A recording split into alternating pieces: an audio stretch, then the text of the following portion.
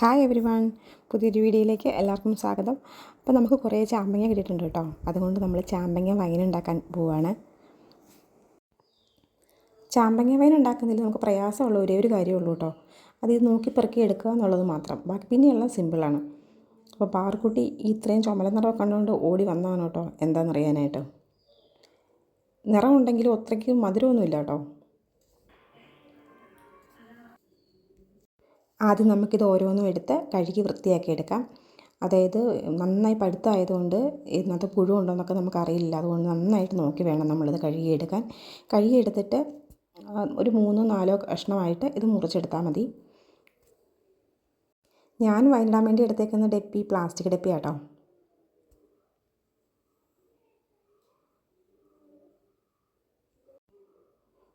അപ്പം ഞാനിത് കഴുകി വൃത്തിയാക്കിയിട്ട് ഒരു 4 കഷ്ണമായിട്ട് കുരുവൊക്കെ കളഞ്ഞ് വൃത്തിയായിട്ട് കഴുകിയെടുത്തിട്ടുണ്ട്.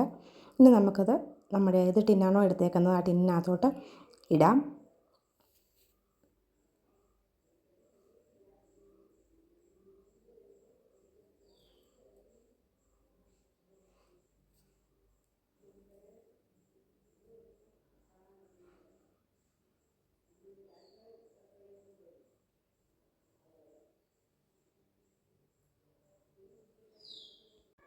ചാമ്പങ്ങ ഇട്ട് കഴിഞ്ഞാൽ ആവശ്യമായ പഞ്ചസാര ഇടുക.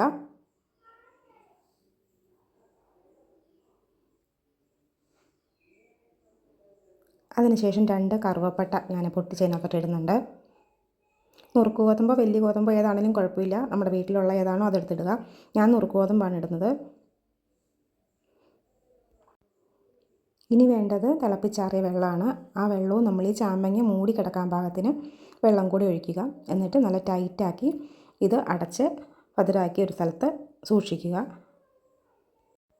ഒരു 20 ദിവസമൊക്കെ കഴിയുമ്പോൾ ഓപ്പൺ ചെയ്താൽ മതി. നമ്മുടെ വൈൻ റെഡി ആയിക്കോളും.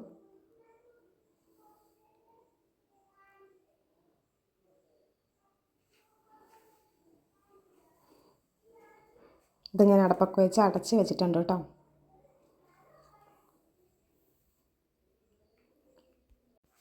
ഞാൻ 20 ദിവസം കഴിഞ്ഞിട്ട് ഇത് പുറത്തെടുത്താണ്.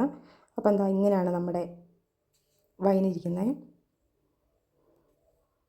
ഇനി നമുക്കിത് അരിച്ച് ഒരു പാത്രത്തിലേക്ക് ഊറ്റിയെടുക്കാം. അതിൻ്റെ നിറമൊക്കെ നമ്മുടെ ആ വെള്ളത്തിലോട്ട് വലിഞ്ഞിട്ടുണ്ട് കേട്ടോ. പക്ഷെ അത്രയും നിറം ഉണ്ടായിട്ട് പോലും ഈ ഒരു കളറാണ് വന്നേക്കുന്നത്.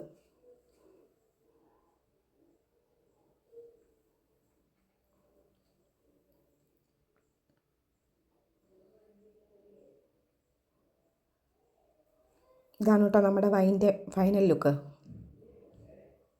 കുഴപ്പമില്ല, നല്ലതായിരുന്നു കേട്ടോ. അപ്പോൾ നമ്മുടെ വീഡിയോസൊക്കെ ഇഷ്ടമാണെങ്കിൽ സബ്സ്ക്രൈബ് ചെയ്ത് സപ്പോർട്ട് ചെയ്യാൻ മറക്കല്ലേ. അപ്പോൾ പുതിയൊരു വീഡിയോയിൽ വീണ്ടും കാണാം. അതുവരെയും tata bye bye. Okay, see U.